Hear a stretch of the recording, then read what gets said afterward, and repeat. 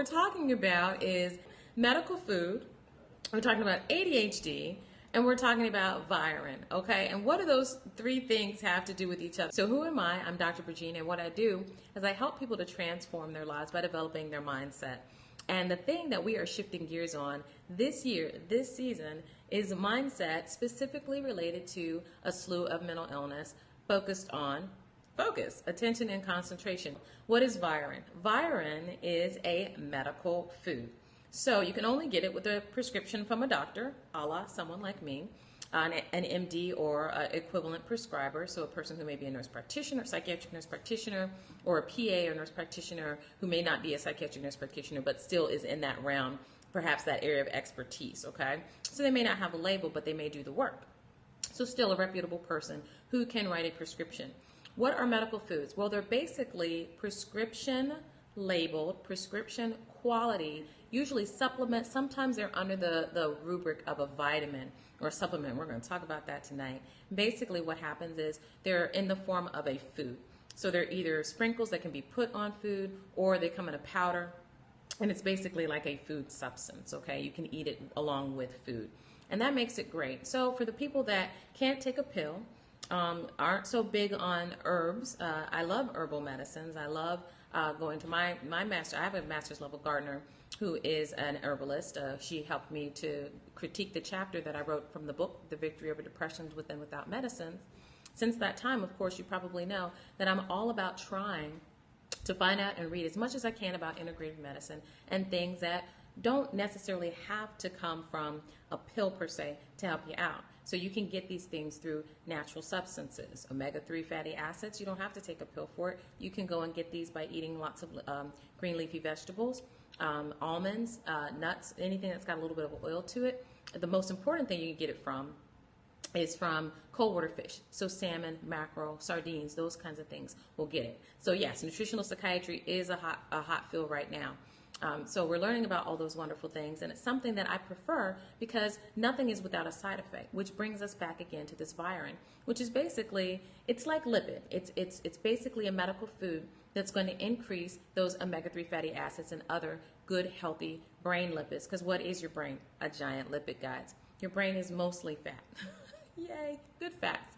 And so good fats for the greatest good fat in your body, the part of the body that I love, the brain.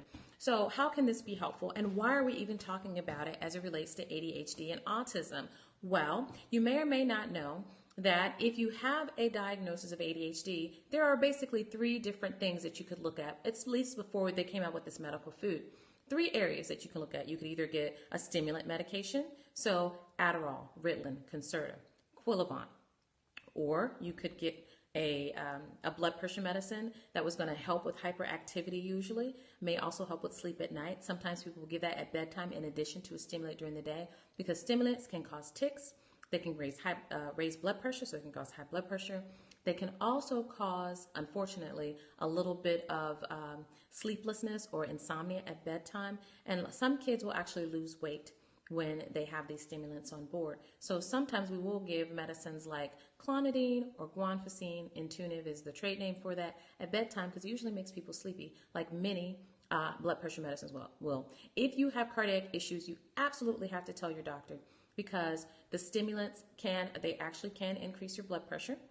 So a doctor who knows that you have some cardiac issues need to know about that, because if you have cardiomyopathy or a murmur or something else going on, an increase in blood pressure could cause some problems. So you definitely need to let them know. And I do ask for cardiovascular risk in anyone who comes to my practice personally, because if I'm ever even thinking about a stimulant or some medications that additively can prolong the QT interview, which is there's PQRS, just like the alphabet, that nice little blip up and then blip down and then goes across. If you've ever seen that on any kind of commercial for a heart, or if you've seen an EKG, that nice little beat system, it's supposed to go boom, boom, boom, boom, boom, boom. Well, if it goes boom, boom, boom, boom, boom, boom, see how that interval gets longer and longer and longer?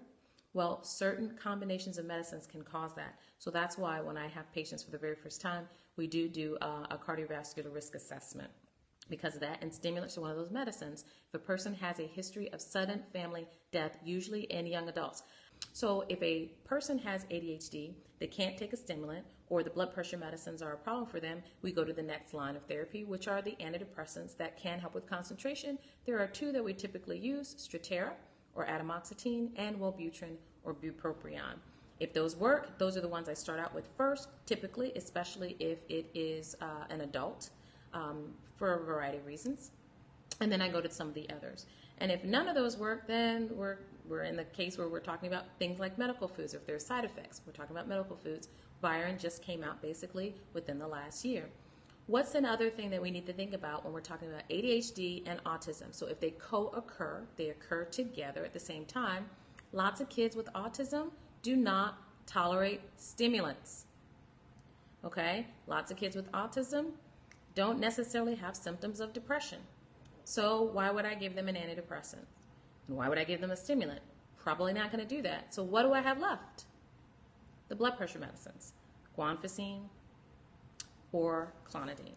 So now what do I have to do? I have to start them on those kinds of medicines. And unfortunately, if they're having side effects, then I have to think, oh, well, now what am I going to do? Am I going to go ahead and try a stimulant? That used to be the response that most of us who work with children with ADHD and autism had.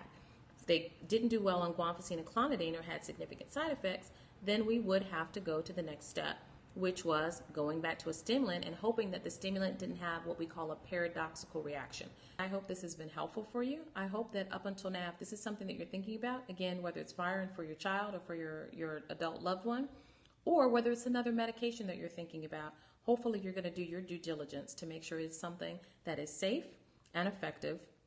Really doesn't matter the cost if it's safe and effective and it's doing its job. But I do want to be realistic, because at the end of the day, we got to make sure that the data that we give out, the information that we give out, is really generalizable to anybody that might be interested in utilizing it. Okay? All right. Well, I hope you guys have a very blessed night on purpose.